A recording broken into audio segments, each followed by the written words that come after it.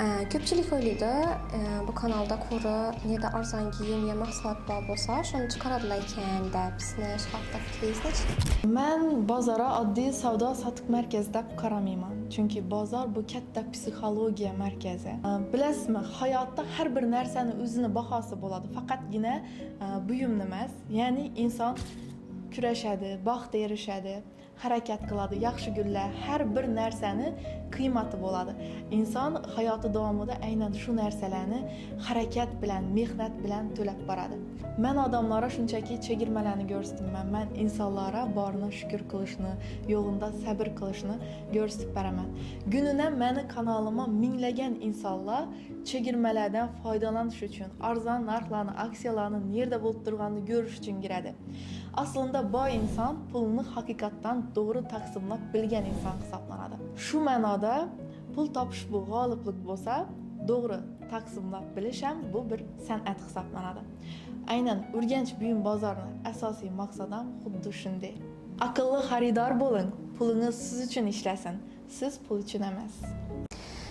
Ko'pchilik o'ylaydi, bu kanalda ko'ra neda arzon kiyim ya mahsulotlar bo'lsa, shuni chiqaradilar ekan deb. Sizni shu haqda fikringiz necha? Men bozora oddiy savdo-sotiq markazi deb qaramayman. Chunki bozor bu katta psixologiya markazi. Bilasizmi, hayotda har bir narsani o'zini bahosi bo'ladi. Faqatgina buyumni emas, ya'ni inson kurashadi, baxtga erishadi, harakat qiladi, yaxshi kunlar, har bir narsani qiymati bo'ladi. Inson hayoti davomida aynan shu narsalarni harakat bilan, mehnat bilan to'lab boradi. Men odamlarga shunchaki chegirmalarni ko'rsatmayman. Men insonlarga borini shukr qilishni, yo'lida sabr qilishni ko'rsatib beraman.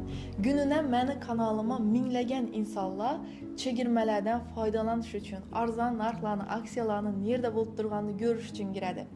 Aslında bu insan pulunu haqiqatdan doğru taqsimlab bilgan inson hisoblanadi.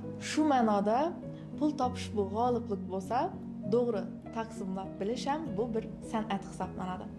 Aynan Urganch buyum bozorini asosiy maqsadi ham xuddi shunday. Aqlli xaridor bo'ling, pulingiz siz uchun ishlasin, siz pul uchun emas. Ko'pchilik o'ylaydi, bu kanalda ko'ra neda arzon kiyim ya mahsulotlar bo'lsa, shuni chiqaradilar ekan deb. Sizni shu haqda fikringiz necha? Men bozora oddiy savdo-sotiq markazi deb qaramayman. Chunki bozor bu katta psixologiya markazi.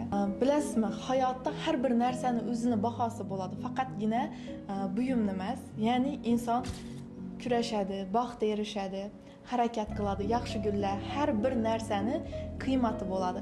Inson hayoti davomida aynan shu narsalarni harakat bilan, mehnat bilan to'lab boradi.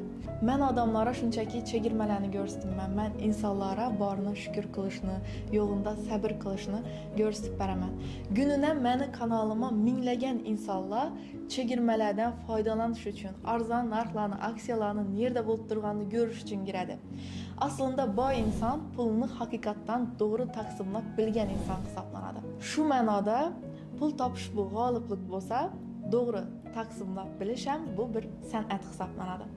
Aynan Urganch buyum bozorini asosiy maqsadi ham xuddi shunday. Aqlli xaridor bo'ling, pulingiz siz uchun ishlasin, siz pul uchun emas.